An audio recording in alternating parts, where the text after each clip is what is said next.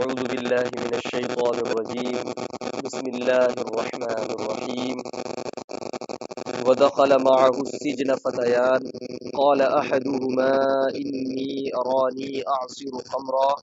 وقال الآخر إني أراني أحمل فوق رأسي خبزا تأكل الطير منه نبئنا بتأويله إنا نراك من المحسنين۔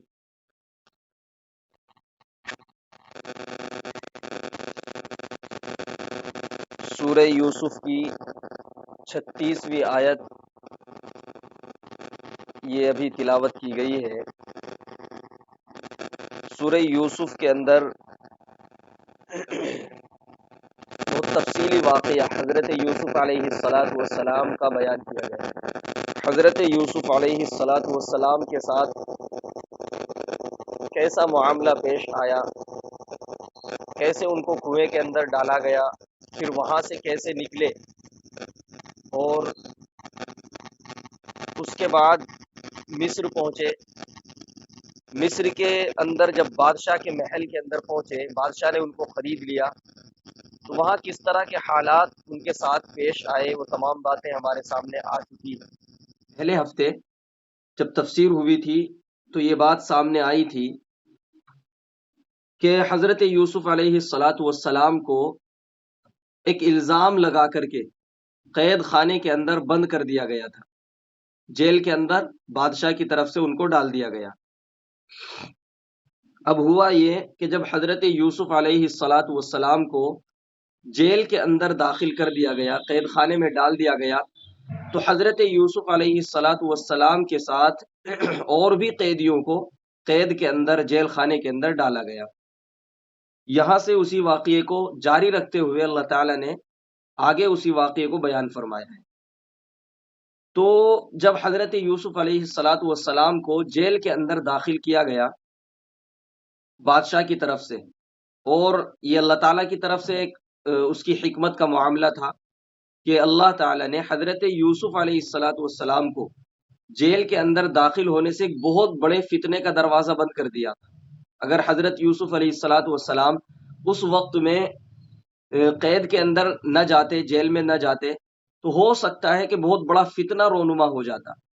اس لیے اللہ تعالیٰ نے حضرت یوسف علیہ السلام کے جیل جانے کی وجہ سے بہت بڑے فتنے کا دروازہ بند کر دیا۔ یہ اللہ تعالیٰ کی مصلحتیں ہوتی ہیں، ہم اور آپ نہیں سمجھ سکتے ہیں۔ اسی لیے تو کہتے ہیں کہ اللہ تعالیٰ کا کوئی بھی فیصلہ ہو، جیسے بھی حالات انسان کے اوپر اللہ تعالیٰ کی طرف سے آئیں، ان پر صبر کرنا چاہیے، اور یہ سمجھنا چاہیے کہ میرا اللہ زیادہ بہتر جانتا ہے ان حالات میں کہ جو میرے اوپر اس وقت گزر رہے ہیں، کہ میرے لیے اس کے اندر کیا بہتری ہے، کیا خیر چھپی ہوئی ہے۔ تو یہ اللہ تعالیٰ زیادہ بہتر جانتے ہیں۔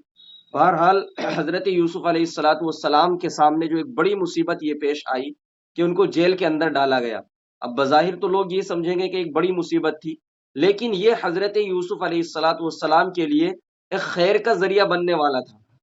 یعنی ان کا جیل کے اندر داخل ہونا یہ ان کے لیے ایک خیر کا ذریعہ بنا بعد میں چل کر کے۔ تو حضرت یوسف علیہ السلام جب ان کو جیل کے اندر ڈالا گیا تو ان کے ساتھ 2 قیدیوں کو اور جیل میں داخل کیا گیا۔ وہ 2 قیدی جو تھے وہ بھی اسی بادشاہ کے دربار میں رہا کرتے تھے، اور کسی جرم کی وجہ سے ان کو حضرت یوسف علیہ السلام کے ساتھ جیل کے اندر داخل کیا گیا۔ کہتے ہیں کہ جو 2 قیدی تھے جو حضرت یوسف علیہ السلام کے ساتھ جیل کے اندر داخل ہوئے، ان میں سے ایک بادشاہ کے دربار میں کھانا بنانے کا کام کیا کرتا تھا، اور دوسرا شراب اور پانی پلانے کا کام کیا کرتا تھا۔ تو ان دونوں سے کوئی چھوٹی موٹی کوئی غلطی ہو گئی ہوگی، جن کی وجہ سے حضرت یوسف کے ساتھ ان دونوں کو بھی قید کے اندر داخل کر دیا گیا۔ آج تھوڑا زکام کی وجہ سے آواز میں بھاری پن آپ کو محسوس ہو رہا ہوگا، تو یہ آج تھوڑا سا آپ برداشت کر لیں۔ مجھے بھی تھوڑی بولنے کے اندر تکلیف ہو رہی ہے، تو انشاءاللہ زیادہ لمبی چوڑی تفسیر نہیں ہوگی، آج بہت مختصر طور پر ہم تفسیر کریں گے۔ بس میں پورے اس رکوع کا خلاصہ بیان کر رہا ہوں، اس کے بعد آیت کے حساب سے ترجمہ پیش کروں گا۔ بہرحال واقعہ یہ ہے کہ حضرت یوسف علیہ السلام اور وہ 2 قیدی جب جیل کے اندر ہیں، تو اب ان 2 قیدیوں نے ایک خواب دیکھا دونوں قیدیوں نے الگ الگ خواب دیکھا، اور انہوں نے دیکھا کہ حضرت یوسف علیہ السلام چونکہ ایک نیک بندے ان کو معلوم ہوئے، اخلاق کے اعتبار سے، روحانی اعتبار سے، ہر اعتبار سے حضرت یوسف علیہ السلاۃ والسلام کو انہوں نے نیک پایا، تو انہوں نے جا کر کے حضرت یوسف علیہ السلاۃ والسلام سے اپنے خواب بیان کر دیے، اور کہنے لگے کہ آپ ہمیں نیک اور بھلے آدمی معلوم ہو رہے ہیں، لہٰذا ہم یہ چاہتے ہیں کہ آپ ہمیں ہمارے خوابوں کی تعبیر بتا دیں کہ میں نے یہ خواب دیکھا ہے اور میں نے یہ خواب دیکھا ہے۔ پہلے آدمی نے کہا کہ میں نے خواب دیکھا ہے کہ میں شراب نچوڑ رہا ہوں، شراب کشید کر رہا ہوں، شراب کو نچوڑ رہا ہوں، آپ اس کی خواب کی تعبیر بتائیں۔ دوسرے آدمی نے خواب دیکھا کہ میرے سر پر روٹی رکھی ہوئی ہے اور پرندے آ رہے ہیں اور روٹیوں کو اٹھا کر کے وہ کھا رہے ہیں، پرندے میرے سر سے روٹیاں کھا رہے ہیں، تو آپ ان خوابوں کی تعبیر بتائیے۔ حضرت یوسف علیہ السلاۃ والسلام کے پاس آئے، حضرت یوسف علیہ السلام نے کہا کہ دیکھو میں تمہارے خواب کی تعبیر تو ابھی بتا دوں گا، تھوڑا صبر کرو، لیکن اس سے پہلے میں تم سے ایک بات کہنا چاہتا ہوں۔ حضرت یوسف علیہ السلاۃ والسلام نے اس وقت ان قیدیوں کو دعوت توحید دی، یعنی اللہ تعالیٰ کی وحدانیت کی طرف بلایا اور اللہ تعالیٰ کی عبادت کی طرف بلایا، چونکہ شرک اور بت پرستی یہ اس زمانے میں بھی عام ہو چکی تھی، تو بت پرستی کا زمانہ تھا، لوگ کثرت کے ساتھ شرک کی طرف بڑھ رہے تھے۔ ایسے زمانے میں، ایسے وقت میں حضرت یوسف علیہ السلاۃ والسلام چونکہ ایک اللہ کے برگزیدہ پیغمبر تھے، تو ان کے اوپر لازم اور ضروری تھا اور ان کا یہ حق تھا کہ وہ دعوت توحید کو عام کریں۔ لیکن آپ دیکھیں کہ قید میں جانے سے پہلے حضرت یوسف علیہ السلاۃ والسلام کے بارے میں کہیں نہیں آتا کہ انہوں نے دعوت دی، لیکن جب قید کے اندر داخل ہوئے تو اب چونکہ نبوت ان کو مل چکی تھی اور دعوت کا، توحید کا، دعوت توحید کا سلسلے کا وقت آ چکا تھا اس کو آگے بڑھانے کا، تو حضرت یوسف علیہ السلاۃ والسلام نے موقع مناسب سمجھ کر کے جب ان لوگوں کی انسیت دیکھی کہ وہ مجھے نیک سمجھ کر کے میرے پاس آ رہے ہیں خواب کی تعبیر معلوم کرنے کے لیے، تو حضرت یوسف علیہ السلاۃ والسلام نے ایسے وقت میں ان کو دعوت توحید دینے کا مناسب موقع سمجھ کر کے دعوت توحید دی،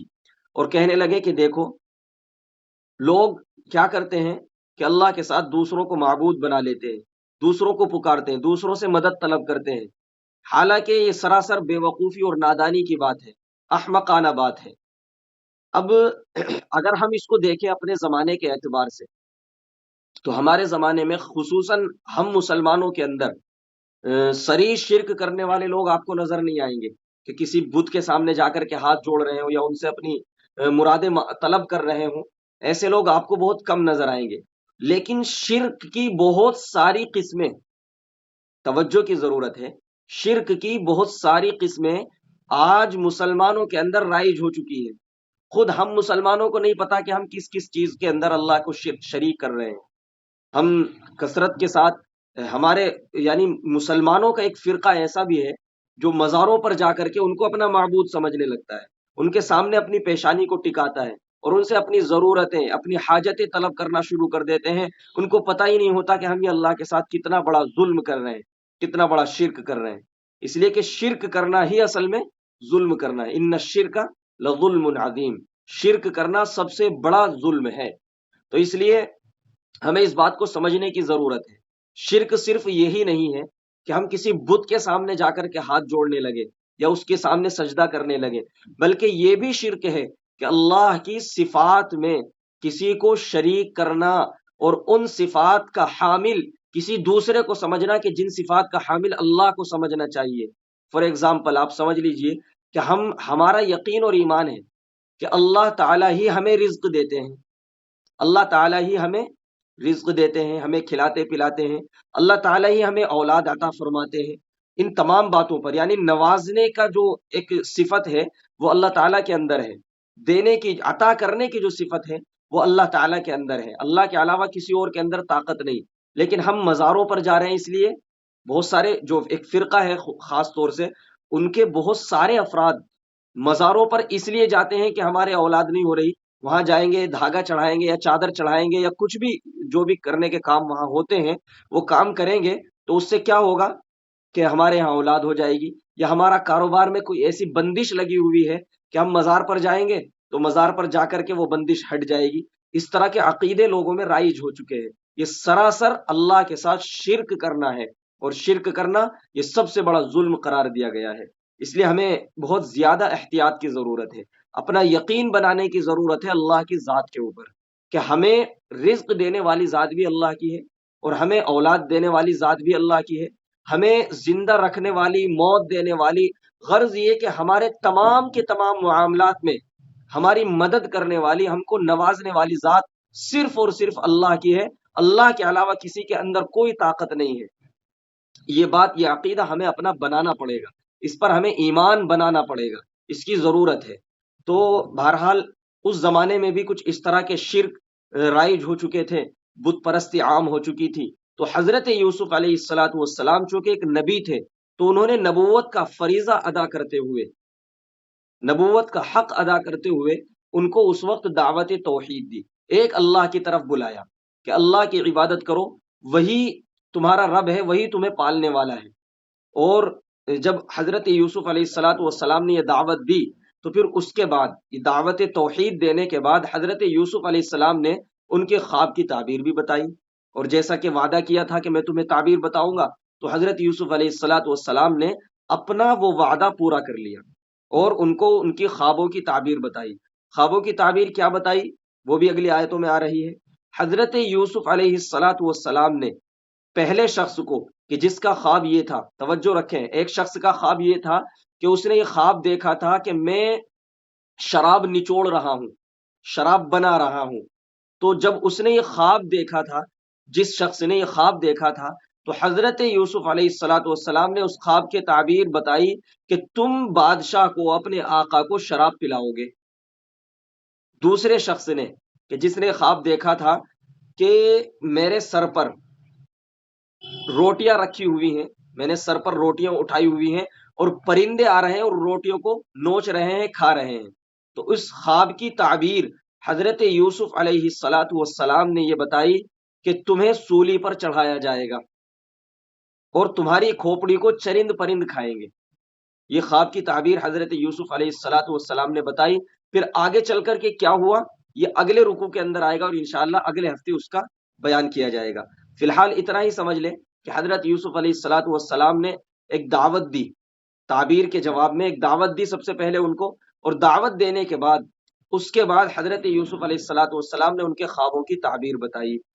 تو اس پورے رکوع کے اندر یہی بیان کیا گیا ہے۔ وَدَخَلَ مَعَهُ السِّجْنَ فَتَيَانِ، سب سے پہلے اللہ تعالیٰ نے اسی واقعے کو جو حضرت یوسف علیہ الصلاۃ والسلام کے بارے میں متعلق پچھلی مرتبہ جو رہ گیا تھا اس کو جاری رکھتے ہوئے فرماتے ہیں کہ حضرت یوسف علیہ الصلاۃ والسلام کو قید کے اندر داخل کر دیا گیا تھا۔ اب کیا ہوا کہ وَدَخَلَ مَعَهُ السِّجْنَ فَتَيَانِ، اس قید خانے کے اندر دو قیدیوں کو اور ان کے ساتھ داخل کیا گیا، داخل ہوئے دو قیدی ان کے ساتھ قید خانے میں۔ قال احدہما، ان میں سے ایک نے کہا، یعنی جو دو قیدی حضرت یوسف علیہ الصلاۃ والسلام کے ساتھ داخل ہوئے ان میں سے ایک نے کہا انی ارانی، کہ میں نے خواب دیکھا ہے، اعصر خمرا، کہ میں شراب کو نچوڑ رہا ہوں۔ وقال الاخر، اور دوسرا کہنے لگا انی ارانی، میں نے بھی خواب دیکھا ہے، احمل فوق رأسی، کہ میرے سر پر خبزن، روٹیاں رکھی ہوئی ہیں، تأکل الطیر، تأکل الطیر من، اور اس میں سے پرندے کھا رہے ہیں۔ وقال نبئنا بتأویلی، کہنے لگے کہ ہمیں اس خواب کی تعبیر بتا دیجئے۔ انا نراک من المحسنین، اور یہ خواب کی تعبیر ہم آپ سے اس لیے معلوم کر رہے ہیں کہ آپ ہمیں بھلے آدمی معلوم ہو رہے ہو۔ انا نراک من المحسنین، حضرت یوسف علیہ الصلاۃ والسلام جب قید کے اندر داخل ہوئے، عام طور سے کیا ہوتا ہے کہ جیلوں کے اندر جو لوگ ہوتے ہیں وہ مجرم لوگ ہوتے ہیں، یعنی کوئی نہ کوئی جرم کر رکھا ہوتا ہے ان لوگوں نے، کسی جرم کی پاداش میں وہ قید کے اندر اور جیل کے اندر جاتے ہیں۔ لیکن یہاں دیکھیں آپ حضرت یوسف علیہ الصلاۃ والسلام کے بارے میں ان لوگوں کو جو خواب کی تعبیر معلوم کر رہے ہیں، یہ شبہ نہیں ہوا کہ یہ کوئی مجرم آدمی ہے، بلکہ وہاں ان کے اخلاق دیکھے، وہاں ان کی عادتیں انہوں نے دیکھی، تو ان کو بھلے آدمی معلوم ہوئے، اور ان کو لگا کہ یہ کوئی مجرم آدمی نہیں ہے، بلکہ یہ ظلم کے طور پر قید کے اندر داخل کیا گیا ہے۔ لہٰذا آ کر کے ان سے کہنے لگے کہ آپ تو ہمیں بھلے آدمی معلوم ہوتے ہو، نیک آدمی معلوم ہوتے ہو، لہٰذا آپ ہمارے خواب کی تعبیر بتا سکتے ہیں تو بتائیے۔ تو کہنے لگے انا نراک من المحسنین، بے شک ہم آپ کو بھلا آدمی معلوم بھلا آدمی دیکھ رہے ہیں، یعنی ایسا معلوم ہو رہا ہے کہ آپ بھلے اور نیک آدمی ہیں۔ قال لا یأتیکما طعام ترزقانہ الا نبأتکما بتأویلہ قبل ان یأتیکما۔ اب حضرت یوسف علیہ الصلوۃ والسلام کا جواب ہے کہ حضرت یوسف علیہ الصلوۃ والسلام نے جواب دیا، قالا کہنے لگے، لا یأتیکما طعام ترزقانہ، جو تمہیں کھانا دیا جاتا ہے اس کھانے کے آنے سے پہلے پہلے میں تمہیں تمہارے خوابوں کی تعبیر تو بتا دوں گا، لیکن ذالکما مما علمنی ربی، یہ بات بھی یاد رکھیں کہ جو میں خواب کی تعبیر تمہیں بتاؤں گا وہ میرا کوئی اپنا علم نہیں ہے، بلکہ وہ اللہ کی طرف سے عطا کردہ علم ہے۔ ہم لوگوں کا مسئلہ کیا ہوتا ہے کہ ذرا سی کسی چیز کے بارے میں نالج ہو گئی تو ہم دوسروں کو بتاتے پھرتے ہیں کہ ہمیں اس کے بارے میں اتنی زیادہ نالج ہے، اور اگر کوئی ہم سے اس بارے میں کوئی کوشچن کرنے لگتا ہے تو ہم بڑے فخر سے جواب دیتے ہیں جیسے ہمارا اپنا کمال ہے ذاتی۔ لیکن یہ بات یاد رکھیں، اگر ہمیں کسی چیز کے بارے میں بہت اچھی خاصی نالج حاصل ہو جائے تو کبھی بھی اس کے گھمنڈ میں ہمیں اترانا نہیں چاہیے، اکڑ پیدا نہیں کرنی چاہیے اپنے اندر، بلکہ ہمیشہ یہ سمجھنا چاہیے کہ جو بھی علم ہے مجھ کو عطا کیا گیا ہے، جو بھی نالج میرے پاس ہے وہ اللہ کی طرف سے ہے۔ جب ہمارے دل کے اندر یہ بات آ جائے گی تو پھر عاجزی پیدا ہوگی، انکساری پیدا ہوگی، پھر اپنے اندر بڑاپن پیدا نہیں ہوگا، تکبر نہیں ہوگا، یہ بہت سارے فائدے حاصل ہوں گے۔ یہی رویہ حضرت یوسف علیہ السلاۃ والسلام کا تھا۔ حالانکہ تعبیر کا بتا دینا،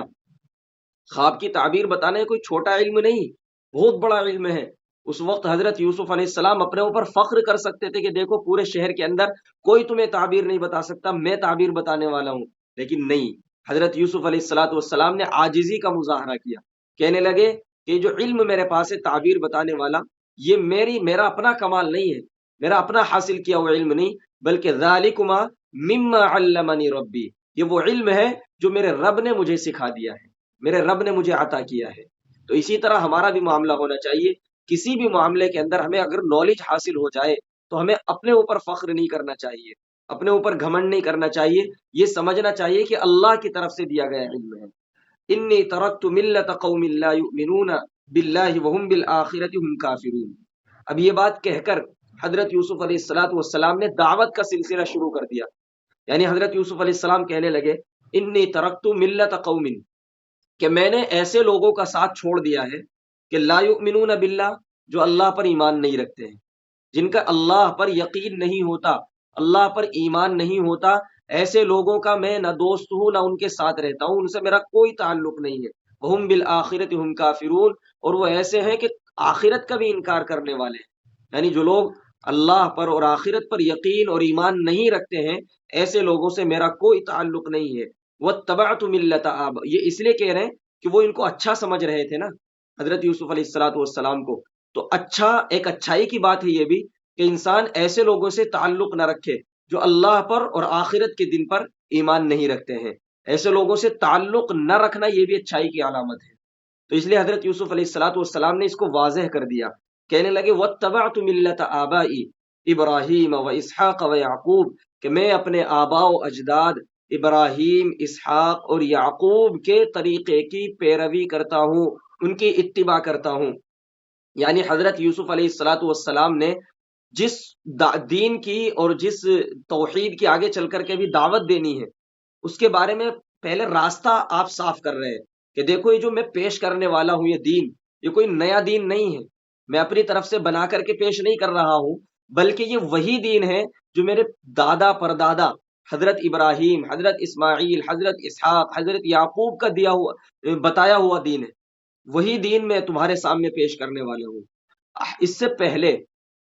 اس واقعے سے پہلے حضرت یوسف علیہ الصلاۃ والسلام نے کہیں بھی اپنے دادا پردادا کا ذکر نہیں کیا، لیکن یہاں پر حضرت یوسف علیہ الصلاۃ والسلام نے اپنے دادا، چونکہ ان کے دادا کون تھے؟ حضرت اسحاق، ان کے پردادا کون تھے؟ حضرت ابراہیم علیہ السلام، حضرت ابراہیم علیہ السلام کے پڑ پوتے تھے حضرت یوسف علیہ السلام، اسی طرح حضرت اسحاق کے پوتے تھے حضرت یوسف علیہ الصلاۃ والسلام۔ تو اس سے پہلے انہوں نے کہیں ذکر نہیں کیا، حالانکہ اگر وہ ذکر کرتے، اس سے پہلے بھی اگر وہ ذکر کر دیتے تو ہو سکتا ہے کہ جیل میں نہ ڈالے جاتے۔ کیوں؟ اس لیے کہ حضرت ابراہیم، حضرت اسحاق اور حضرت یعقوب یہ بڑے اعلیٰ درجے کے پیغمبر گزرے تھے اس زمانے میں، اور پورے مصر کے لوگ ان تمام پیغمبروں سے اچھی طرح واقف تھے، ان کو جانتے تھے۔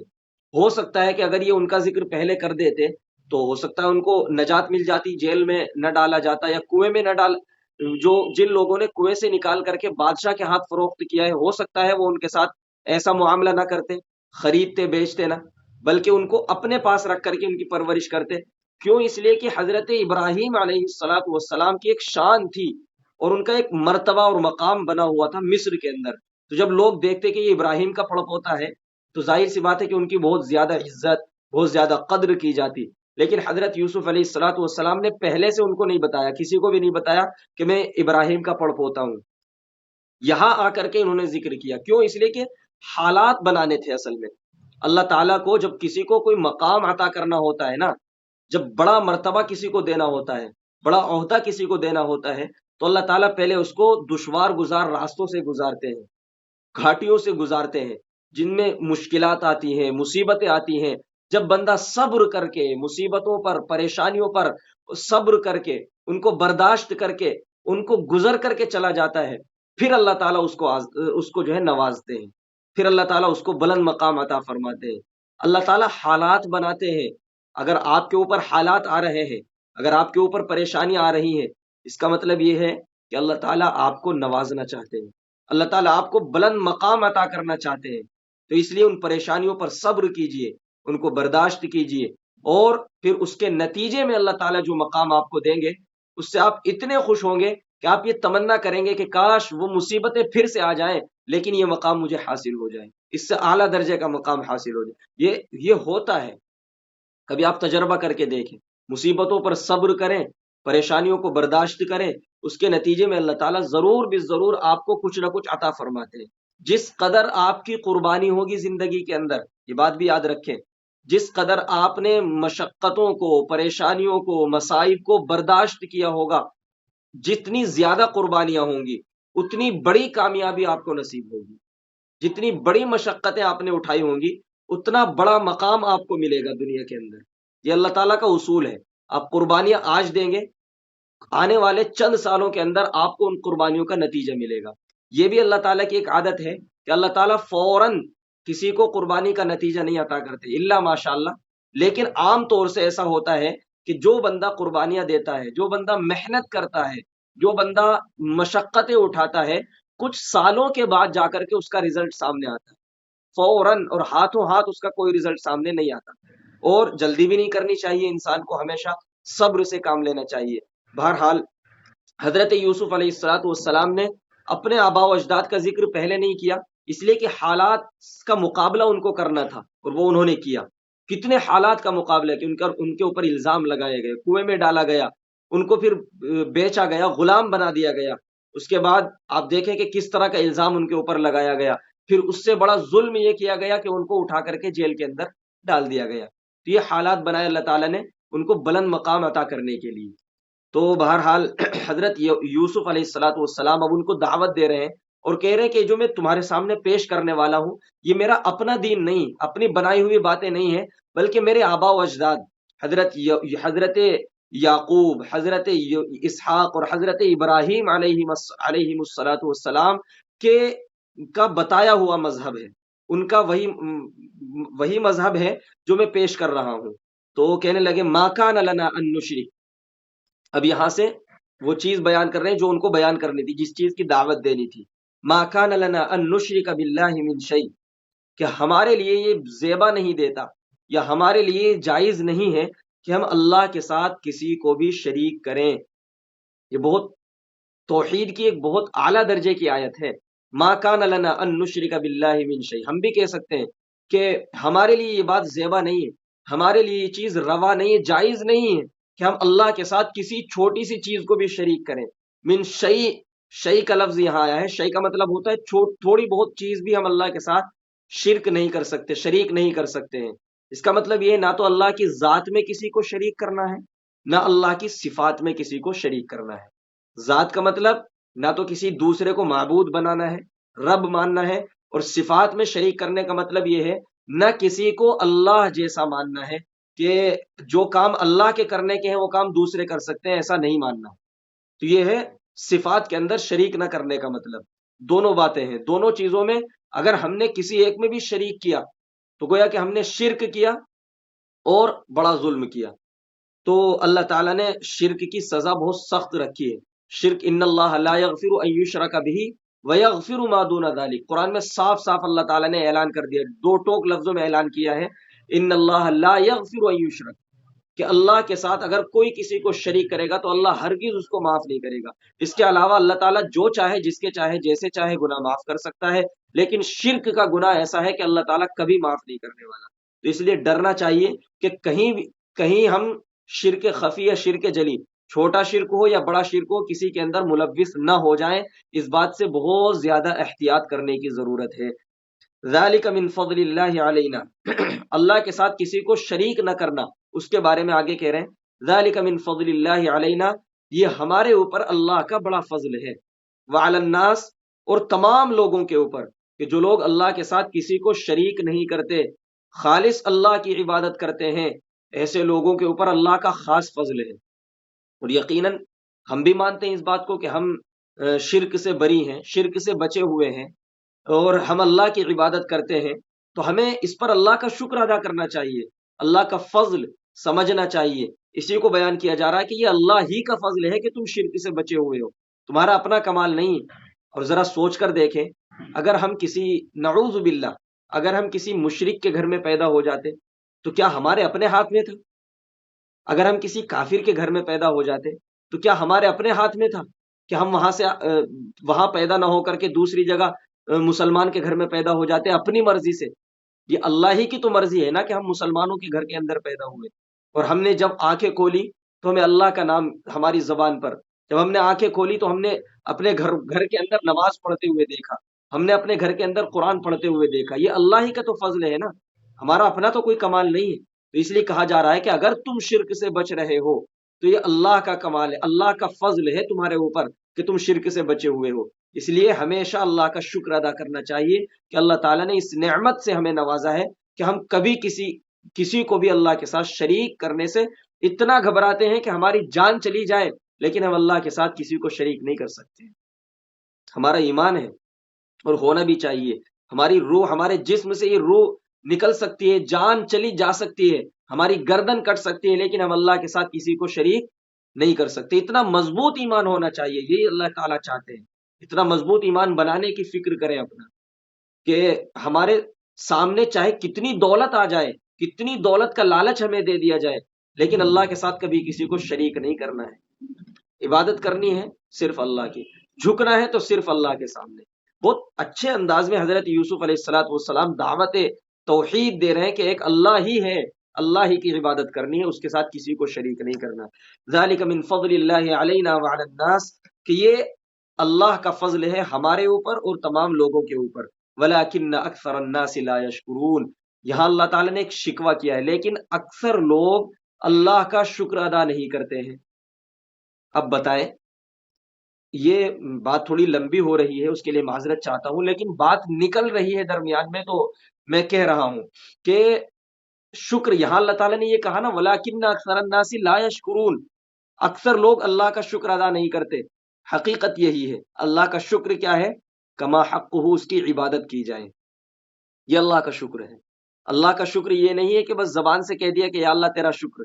اللہ تیرا شکر، ہماری زبان میں کہا جاتا ہے، لیکن صرف زبان سے کہہ دینا یہ کافی نہیں ہے اللہ کا شکر ادا کرنے کے لیے۔ اللہ کا اصل شکر یہ ہے کہ اس کی اطاعت کی جائے، اس کی فرما برداری کی جائے، اس کی عبادت کی جائے، یہ ہے اللہ کا شکر۔ ہم میں سے کتنے لوگ ہیں جو اللہ کا شکر ادا کرتے ہیں، جو اللہ کے شکر گزار بندے ہیں؟ یقین مانیے، ہم اپنے دلوں کے اندر جھانک کر دیکھیں تو ہمیں خود کو شرمندگی ہوگی کہ واقعی ہم اللہ کی کتنی ناشکری کرتے ہیں، کتنی نافرمانیاں کرتے ہیں اللہ تعالیٰ کی۔ اللہ تعالیٰ نے یہی کہا ہے کہ اکثر لوگ ایسے ہیں کہ جو ناشکرے ہو جاتے ہیں، اللہ کا شکر ادا نہیں کرتے، اور ہمیں اس نعمت پر خاص طور سے اللہ کا شکر ادا کرنا چاہیے۔ اگر ہم چاہتے ہیں کہ ہمارے ایمانوں کے اندر اضافہ ہو، ترقی ہو، ہمارے ایمانوں کے اندر قوت پیدا ہو، ہم چاہتے ہیں اگر، تو اس کے لیے بھی ہمیں اللہ کا شکر ادا کرنا چاہیے۔ جب ہم اللہ کا شکر ادا کریں گے، یہ نسخہ آپ آزمائیں، میں آپ کو ایک بہت قیمتی نسخہ دے رہا ہوں۔ اگر ہم چاہتے ہیں کہ ہمارے ایمانوں کے اندر اضافہ ہو تو ہمیں چاہیے کہ ہم اللہ کا شکر ادا کریں۔ شکر کرنے کے نتیجے میں اللہ تعالیٰ ایمان کے اندر اور زیادہ اضافہ فرمائیں گے. اور یہ بات میں اپنی طرف سے نہیں کہہ رہا ہوں، بلکہ خود قرآن میں اللہ ہی نے فرمائی ہے لَإِن شَكَرْتُمْ لَأَزِيدَنَّكُمْ. اس آیت کا مطلب یہ ہوتا ہے لَإِن شَكَرْتُمْ لَأَزِيدَنَّكُمْ کہ اگر تم شکر ادا کرو گے، اللہ فرماتے ہیں کہ میں اور زیادہ تمہاری نعمتوں میں اضافہ کر دوں گا، ان کو بڑھا دوں گا. تو پتہ یہ چلتا ہے کہ اگر ہم اس نعمت پر، ایمان کی نعمت پر جو اللہ تعالیٰ نے ہمیں عطا کی ہے، اللہ کا شکر ادا کریں تو اللہ تعالیٰ اس نعمت کے اندر اور زیادہ اضافہ فرمائیں گے. یعنی ہمارے ایمان میں ترقی ہوگی، ایمان میں اضافہ ہوگا. تو کوشش کریں کہ ہم اللہ کے شکر گزار بندے بنیں، یا اللہ کے شکر گزار اور فرما بردار بندے بنیں. اس بات کی ہمیشہ کوشش کرنی چاہیے. اور اللہ کا شکر یہی ہے کہ اس کی اطاعت کی جائے، ہر معاملے کے اندر اس کا حکم دیکھا جائے. اگر کہیں ہمیں معلوم ہو کہ اللہ کا حکم، اللہ منع کر رہے ہیں کسی کام کے کرنے کو، تو پھر ہم اس کو نہ کریں، رک جائیں اس کام کے کرنے سے، اللہ کی فرما برداری کریں، اطاعت کریں. یہی اللہ تعالیٰ کا شکر ہے. جب ہم شکر کریں گے انشاءاللہ ایمان میں اضافہ ہوگا. تو یہ فرمایا گیا ہے وَلَكِنَّ أَكْثَرَ النَّاسِ لَا يَشْكُرُونَ، لیکن زیادہ تر لوگ شکر نہیں کرتے ہیں. یا صاحب السجن أَأَرْبَابٌ مُتَفَرِّقُونَ خَيْرٌ أَمِ اللَّهُ الْوَاحِدُ الْقَهَّارُ. اب حضرت یوسف علیہ السلام ان دونوں ساتھیوں کو مخاطب کر کے فرما رہے ہیں یا صاحب السجن، اے قید کے ساتھیوں، أَأَرْبَابٌ مُتَفَرِّقُونَ خَيْرٌ، ذرا مجھے یہ بات بتاؤ. حضرت یوسف کہہ رہے ہیں ذرا سوچو تو صحیح، أَأَرْبَابٌ مُتَفَرِّقُونَ، کیا بکھرے ہوئے رب جن کو تم نے رب بنا رکھا ہے، کیا وہ بکھرے ہوئے رب زیادہ بہتر ہیں، ام اللہ الواحد القہار، یا اللہ زیادہ بہتر ہے جو تنے تنہا ہے اور زبردست قوت والا ہے، زبردست طاقت والا ہے. اب آپ خود فیصلہ کریں. یعنی وہ جو دو قیدی ہیں قید کے اندر جو حضرت یوسف علیہ السلام کے ساتھ ہیں، وہ آپ دیکھیں کہ وہ خود ایک غلامانہ حیثیت ہے ان کی، وہ خود ایک غلام ہے، ایک آقا کے غلام ہے. اب ان کے سامنے حضرت یوسف علیہ السلام اس طرح بات رکھ رہے ہیں کہ تم غور کرو کہ تم ایک آقا کے غلام ہو. اگر تمہارے چند غلام ہو، تمہارے چند آقا ہو، تمہارے چند بادشاہ ہو، تو تمہاری کیا حالت ہوگی. تم سے ایک آقا کی غلامی نہیں ہوتی ڈھنگ سے، تو تم چند آقاؤں کی غلامی کیسے کر سکو گے. ظاہر سی بات ہے یہ ان کی توجہ کھینچنے کے لیے حضرت یوسف علیہ السلام نے کہا کہ ذرا غور کرو، ارباب متفرقون، کیا بہت سارے رب کسی نے بنا رکھے ہوں، بہت سارے آقا کسی کے ہوں، تو کیا وہ صحیح سے غلامی کر سکتا ہے؟ ہرگز نہیں کر سکتا. تو اسی طرح آپ بتائیں کہ ایک رب تنے تنہا ایک طرف، اور اسی کے پاس تمام تر قوت، تمام تر طاقتیں اسی کے پاس، تمام تر فیصلہ کرنے کی طاقت اسی کے پاس ہے. وہ جو چاہے، مالک مختار ہے، جو چاہے وہ کر سکتا ہے. وہ رب زیادہ بہتر ہے یا وہ رب زیادہ بہتر ہے جو آپس میں بکھرے ہوئے ہیں،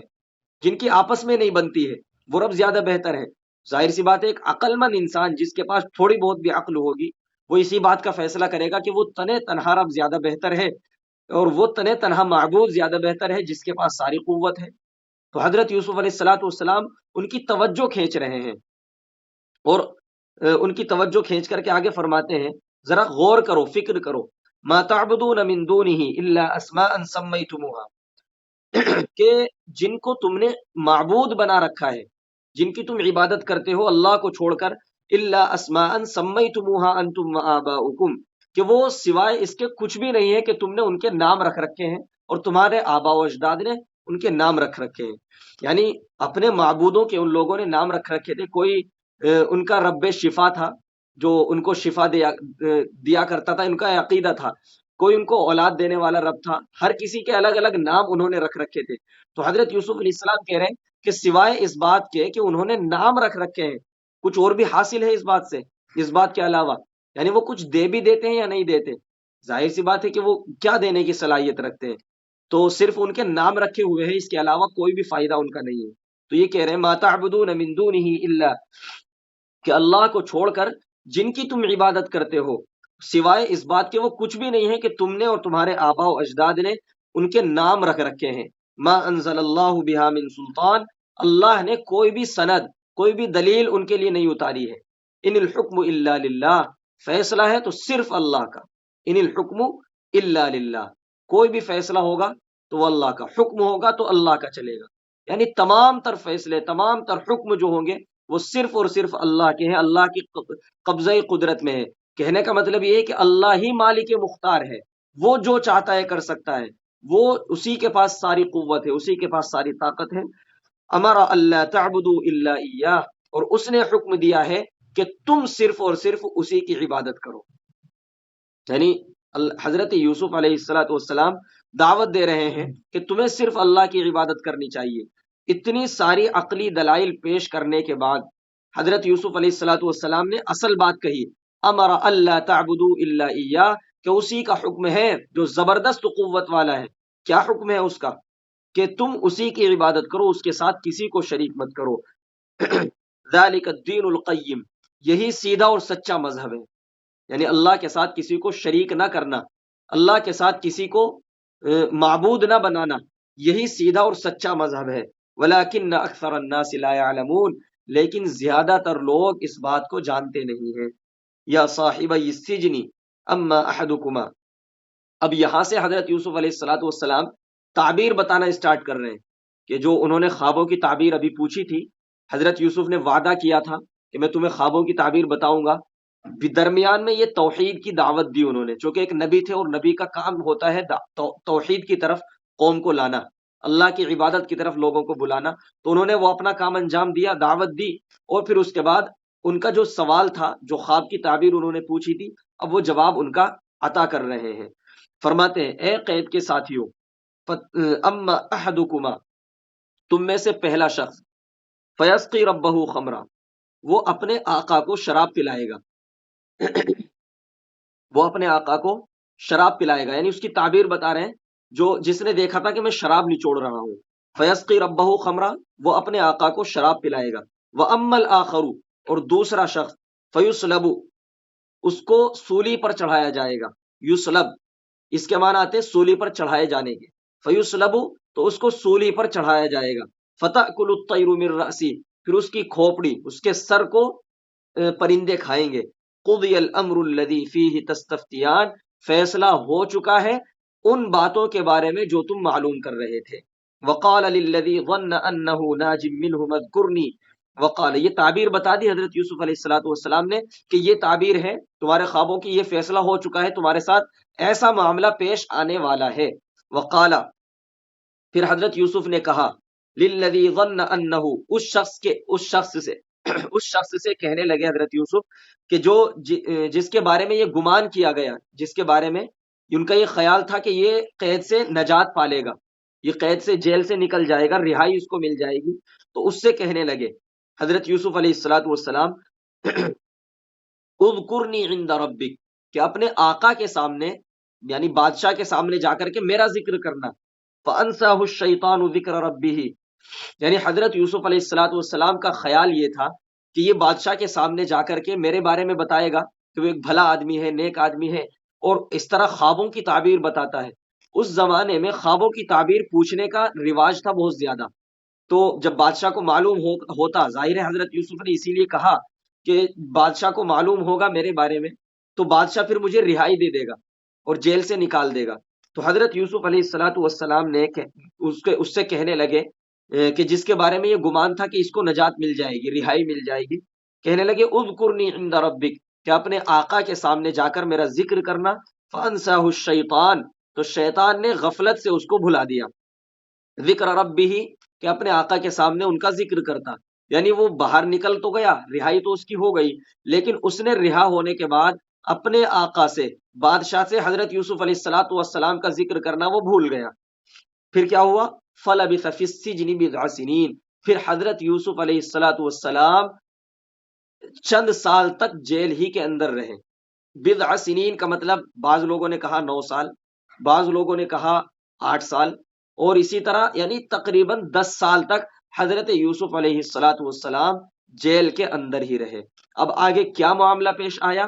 وہ اس رکوع سے اگلے رکوع کے اندر آئے گا۔ آج کے لیے اتنا ہی کافی ہے، اور انشاءاللہ آئندہ ہفتے جو ہے اس سے اگلے رکوع کی تفسیر ہوگی، اور پھر جو ابھی ایک دو باتیں اور رہ گئی ہیں، ابھی اس تعبیر کے تعلق سے بھی ایک دو باتیں مجھے عرض کرنی ہے، وہ انشاءاللہ اگلے ہفتے وہ میں عرض کروں گا۔ اللہ تعالیٰ ان باتوں پر جو ابھی ابھی ہمارے سامنے آئی ہیں، تمام کی تمام باتوں پر عمل پیرا ہونے کی توفیق نصیب فرمائے۔